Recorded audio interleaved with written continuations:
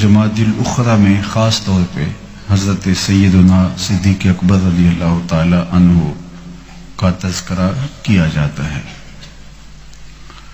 حضرت سیدنا صدیق اکبر رضی اللہ تعالی عنہ واقعہ فیل کے 3 سال بعد پیدا ہوئے۔ آپ کا نام عبد القعبہ رکھا گیا۔ اسلام لانے پر اس نام کو حضور علیہ السلام نے تبدیل کر کے عبداللہ رکھا۔ آپ کا لقب صدیق اور عتیق ہے، ابو بکر کنیت ہے۔ والد کا نام عثمان اور ان کی کنیت ابو قحافہ ہے۔ قبیلہ بنو تمیم سے تعلق تھا، اور حضور علیہ الصلوۃ والسلام پر سب سے پہلے جس شخص نے اسلام لانے کی بات کی اور بغیر کسی تردد کے اور تامل کے جس نے اسلام قبول کیا، وہ حضرت ابو بکر صدیق کی۔ حضور علیہ السلام نے ارشاد فرمایا کہ میں نے جس پر بھی دین پیش کیا اس نے ضرور کچھ سوچا، کسی نے معجزہ مانگا، کسی نے اس پر غور و فکر کا وقت مانگا، کسی نے تردد کیا، کسی نے مشاورت کی مہلت مانگی، لیکن ایک ہستی ایسی تھی ابو بکر رضی اللہ تعالیٰ عنہ کی، جب میں نے ان کو اسلام پیش کیا انہوں نے فوراً قبول کر لیا، اور پھر خدمت دین میں جس طرح انہوں نے اپنے مال سے، اپنی جان سے، اپنی اولاد سے، اپنی صلاحیتوں سے اور دیگر وسائل سے خدمت کی ہے، وہ تاریخ اسلام کا ایک خوبصورت باب ہے۔ بلکہ خود میرے اور آپ کے آقا و مولا نے فرمایا کہ جس نے بھی میرے اوپر کوئی احسان کیا ہے، نیکی کی ہے، تو میں نے اس کا بدلہ چکا دیا ہے۔ ایک ابو بکر ایسے ہیں جس کا بدلہ قیامت کے دن رب عطا کرے۔ اقبال بولے امن الناس بر مولائے ماں، کلیم اول سینائے ماں۔ وہ ہمارے آقا و مولا حضور ختم المرتبت صلی اللہ علیہ وآلہ وسلم پر بہت زیادہ احسانات کرنے والی ہستی، اور کلیم اول سینائے ماں، اور ہمارے طور کا وہ پہلا کلیم ہے۔ ہستی او کشت ملت راچوں ابر، ثانی اسنین و غار و بدر و قبر۔ کشت امت کے لیے وہ ابر بہار کی طرح ہے، امت کی کھیتی کے لیے وہ برستے بادل کی طرح ہیں، اور وہ ثانی اسنین بھی ہیں، بدر کے ساتھی بھی ہیں، قبر کے ساتھی بھی۔ کہتے ہیں حضور کا سایہ نہیں تھا، لیکن ابو بکر رضی اللہ تعالی عنہ سائے کی طرح حضور کے ساتھ رہے۔ حضور علیہ الصلوۃ والسلام کے ساتھ قربت کا جو ربط و رشتہ تھا، اور جو محبت اور جو الفت ان کو حضور علیہ السلام کی سینے میں رکھی گئی تھی، جو عطا کی گئی تھی، آقا کریم نے یہ بھی ارشاد فرمایا ابو بکر کثرت صوم و صلات کی وجہ سے تم میں افضل نہیں ہے، بلکہ ایک شے ہے جو اس کے سینے میں رکھی گئی، تو وہ شے ہے حضرت ابو بکر صدیق رضی اللہ تعالیٰ عنہ کی، وہ فراوانی محبت ہے، وہ اطاعت بلا مشروط ہے، بلا تامل مان لینے کی کہانی ہے، جو حضور سیدنا صدیق اکبر رضی اللہ تعالیٰ عنہ کو ممتاز کرتی ہے۔ حضرت سیدنا صدیق اکبر رضی اللہ تعالی عنہ کے لیے ثانی اسنین کا لفظ بولا گیا، اور یہ لفظ میں نے نہیں بولا، یہ لفظ قرآن نے بولا ہے، 2 میں سے دوسرا، اللہ اکبر۔ تو ثانی اسنین اذ ہما فی الغار، جب دونوں غار میں تھے، کیا وہ منظر تھا۔ حضرت سیدنا عمر رضی اللہ تعالیٰ عنہ جب یہ کہانی سناتے تو رو پڑتے اور فرماتے کہ ابو بکر میری ساری زندگی کی نیکیاں لے لیں، وہ غار والی ایک رات مجھے دینا۔ اللہ اکبر۔ روایت میں آتا ہے کہ حضرت ابو بکر رضی اللہ تعالیٰ عنہ کا ذکر ہوا تو حضرت عمر رو پڑے اور فرمانے لگے کہ میری ساری زندگی کی نیکیاں لے لیں تو وہ غار والی نیکی مجھے دے دیں. پھر وہ ساری کہانی سنائی کہ جب ہجرت کا موقع آیا تو اللہ کے محبوب علیہ السلام نے انتخاب حضرت ابو بکر رضی اللہ تعالی عنہ کا کیا کہ یہ میرے ساتھ ہوں گے.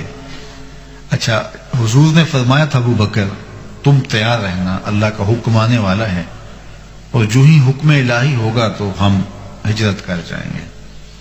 تو پھر حکم الہی ہوا، کفار نے حضور کے گھر کا گھیرا ڈال لیا اور چراغ زندگی بجھانے کی کوشش میں لگ گئے، لیکن فانوس بن کے جس کی حفاظت ہوا کرے وہ شمع کیا بجھے جسے روشن خدا کرے.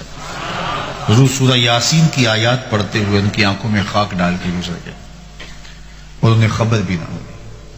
اور حضرت ابو بکر رضی اللہ تعالی عنہ کے دروازے پہ حضور نے دستک دی تو وہ تیار کھڑے تھے. کہا ابو بکر تم تیار ہو؟ کہا حضور آپ نے کہا تو تھا تیار رہنا، میں اس دن سے ہی تیار ہوں. تو وہ ہر وقت مستعد اور تیار رہتے کہ نہ جانے حضور کب ارشاد کر دیں اور مجھے پھر تیاری میں وقت لگے، میں کہوں کہ حضور بس 10 منٹ لگیں گے تو وہ لمحہ بلمحہ تیار رہتے. تو کہا میں تیار ہی تھا. پھر حضور کو لے کر کے وہ غار ثور کی طرف روانہ ہوئے. جن لوگوں نے حج یا عمرے کی سعادت پائی ہے تو زیارات کو، حجاج کو اور معتمرین کو لے جایا جاتا ہے تو انہوں نے غار ثور کا نظارہ تو دیکھا ہوگا. مکہ المکرمہ میں اگر کھڑے ہوں تو مدینہ المنورہ شمال کی جانب ہے اور غار ثور جنوب کی سمت ہے. تو اللہ کے محبوب علیہ السلام نے مدینہ شریف جانا تھا تو ادھر جانے کی بجائے حضور ادھر گئے تاکہ ڈھونڈنے والے ادھر ڈھونڈ ڈھونڈ کے تھک جائیں اور ہم 3 دن وہاں آرام کر کے پھر آگے چلیں. یہ حکمت عملی تھی. تو اللہ کے محبوب وہاں غار ثور میں چلے گئے. وہ ڈھونڈتے رہے اور حضور غار ثور میں ہے. غار ثور کی بلندی اللہ اکبر. بہت سارے لوگ تو تھوڑا سا چڑھ کے پہاڑ پہ پھر واپس پلٹ آتے ہیں کہ یہ ہمارے بس کا روگ نہیں ہے. کسی کی ٹانگیں پھول جاتی ہیں، کسی کی سانس پھولنے لگتی ہیں، اور جو اوپر تک پہنچتے بھی ہیں وہ 3 سانس لے کر کے اوپر جاتے ہیں. اور راستے میں وہ چھوٹے چھوٹے ہٹ بنے ہوئے تو وہاں سے وہ پانی تازہ مل جاتا ہے تو وہ پیتے ہیں، پھر تازہ دم ہوتے ہیں، پھر آگے جاتے ہیں. سانس پھول جاتی ہے اور گلا خشک ہو جاتا ہے، ٹانگیں پھول جاتی ہیں اور پھر کوئی 3 گھنٹے کا سفر کر کے غار ثور پہ پہنچتے ہیں اور پھر کہتے ہیں میں غار ثور سے ہو کے آیا ہوں اور 3 دن تک پنڈلیوں پہ مالش بھی کرواتے ہیں. تو کوئی غار ثور پہ جائے اور تنہا جائے اور اس کو گھنٹے لگے اور وہ سانس لے لے کے جائے، ابو بکر تیری یاری پہ قربان. حضور علیہ السلام کو کندھوں پہ اٹھا کے لے گئے. اللہ اکبر. اسے محبت کہتے ہیں، اسے دوستی کہتے ہیں، اسے غلامی کہتے ہیں. تو حضرت ابو بکر صدیق نے جہاں تنہا چڑھا نہیں جاتا وہاں حضور کو کندھوں پہ اٹھا کے پہنچایا. ذرا منظر تو دیکھو، حضور کو کندھوں پہ اٹھا کے حضرت ابو بکر جا رہے ہیں. اللہ اکبر. تو غار ثور کی بلندیاں ہیں اور حضرت ابو بکر صدیق رضی اللہ تعالیٰ عنہ وہاں گئے. جب غار کے دھانے پہ پہنچے تو کہا حضور آپ یہاں رکیے، میں ذرا اندر دیکھوں اور غار کو جھاڑ لوں اور دیکھوں کوئی وہاں موزی چیز نہ ہو. اندر داخل ہوئے تو جگہ جگہ بلیں نظر آئیں، سوراخ نظر آئے. تو اپنی قمیض پھاڑی اور اس کے ٹکڑے مختلف سوراخوں میں اڑس دیے تاکہ یہ غار محفوظ ہو جائے. لیکن 2 سوراخ بچ گئے جو حضرت عمر کی روایت ہے اس کے مطابق، اور ان سوراخوں میں اپنی ایڑیاں رکھ دی اور آواز دی جان عالم اندر تشریف لائیے. جنہوں نے غار ثور دیکھی ہے وہ جانتے ہیں کہ اوپر سے نیچے کی طرف غار ثور آتی ہے. تو وہاں اپنی ایڑیاں رکھ لی اور حضور سے کہا کہ آپ اندر آئیے. تو آقا کریم جب اندر تشریف لے گئے تو حضرت ابو بکر صدیق رضی اللہ تعالی عنہ کی گود میں حضور نے سر رکھا اور استراحت فرمانے لگے. حضرت ابو بکر صدیق حضور کے دیدار کی دولت سے مالا مال ہو رہے ہیں. مچل رہی ہیں شوخیاں دیدائے نیم باز میں. اللہ ادب کا تقاضا ہے نا، آنکھ بھی پوری نہیں کھلی. یار آنکھیں پھاڑ پھاڑ کے دیکھنا بھی تو کمال نہیں ہوتا. ادب کی کچھ حدود بھی ہوتی ہے. اچھا ادب کہتا ہے نگاہ نیچی رکھو، شوق کہتا ہے دیکھو. ادب اور شوق یہ دونوں جب آپس میں آمنے سامنے ہوتے ہیں تو شوق کہتا ہے دیکھو ایسا مرحلہ تو دوبارہ کبھی نہیں ملے گا، اور ادب کہتا ہے نہیں نگاہ نیچے رکھو. تو جب ادب اور شوق مزاحم ہوتے ہیں تو پھر کیا ہوتا ہے، ادب روکتا ہے اور شوق ابھارتا ہے، تو پھر آنکھ پوری نہیں کھلتی. پھر محبوب کو دیکھتا بھی ہے، ادب کو ملحوظ بھی رکھتا ہے. نیم باز. بلکہ میرے امام نے بڑی خوبصورت بات ارشاد فرمائی کہ مدینہ شریف میں جانے کا آپ کو موقع ملے تو وہاں کے آداب کیا ہیں. آج تو وہ ہاتھ میں موبائل پکڑا ہوتا ہے اور جگہ جگہ اپنی سیلفی لے رہے ہوتے ہیں. گنبد خضرا کی طرف کبھی پیٹ ہو رہی ہے، کبھی مواجہ انور کی طرف پیٹ ہو رہی ہے، اور اپنی سیلفیاں لے کے جو ہے وہ فیس بک پہ ڈال رہے ہوتے ہیں کہ ہم مدینہ شریف پہنچ گئے. وہ لوگوں کو دکھانے کے لیے نہیں گئے، اپنے آپ کو حضور کو بارگاہ میں پیش کرنے کے لیے گئے. اور پھر وہاں جو مناظر ہوتے ہیں، اونچی اونچی لوگ بول رہے ہوتے ہیں، جبکہ وہاں تو سانسوں کو بھی کنٹرول کرنا ہوتا. تو اب اعلی حضرت کیا کہتے ہیں جب حضور کے روضے پہ جانے کا موقع ملے، نیم وا طیبہ کے پھولوں پہ آنکھیں. اعلی حضرت دیکھیے کیا ادب سکھاتے ہیں حضور کے روضے کا، حضور کی چوکھٹ کا. نیم وا یعنی ساری آنکھ نہ کھلی ہو، آدھی آنکھ کھلی. نیم وا طیبہ کے پھولوں پہ آنکھیں، بلبلوں پاسے نزاکت چاہیے.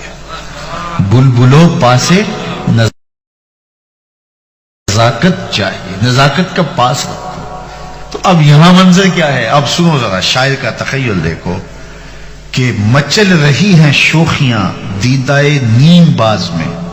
آنکھ ساری نہیں کھلی اور آنکھیں اپنی قسمت پہ ناز کر رہی ہیں کہ آج دیکھنے کو موقع ملا اور محبوب کو اتنے قریب سے اتنے نیڑے سے دیکھ رہا ہوں. تو آنکھوں کے اندر شوخیاں بھی ہیں لیکن ادب بھی مانے ہے. تو ادب پوری آنکھ نہیں کھلنے دیتا اور شوق آنکھ جھپکنے نہیں دیتا. تو پھر آنکھ آدھی کھلی ہے، حضور گود میں ہے. حضرت ابو بکر کی گود میں حضور کا سر یوں لگتا ہے ریحل میں قرآن رکھا ہوا ہے، ریحل میں قرآن رکھا ہوا ہے. اب سنو ذرا شاعر کا تخیل.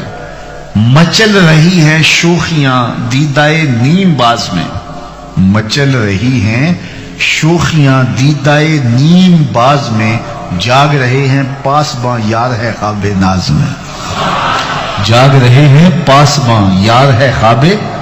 حضور استراحت فرما رہے ہیں اور حضرت ابو بکر صدیق نے سارے سوراخوں میں اپنی قمیض کو پھاڑ کے اڑس دیا ہے اور 2 خالی سوراخوں میں اپنی ایڑیاں رکھ دی اور حضور علیہ السلام کے سر انور کو اپنی گود میں رکھا اور حضور استراحت فرما رہے ہیں. اب جب سانپ کی سانس گھٹنے لگی، وہ بھی چونکہ اس سوراخ میں ہی تھا اور مکھ کبھی سوراخ سے باہر آتا کبھی سوراخ سے باہر آتا، جا بجا سوراخ تھے. تو جب اس کی سانس گھٹنے لگی اور اس نے دیکھا کہ جس راستے سے جاتا ہے مسدود پاتا ہے، تو ایک جگہ اس نے انسانی گوشت دیکھا.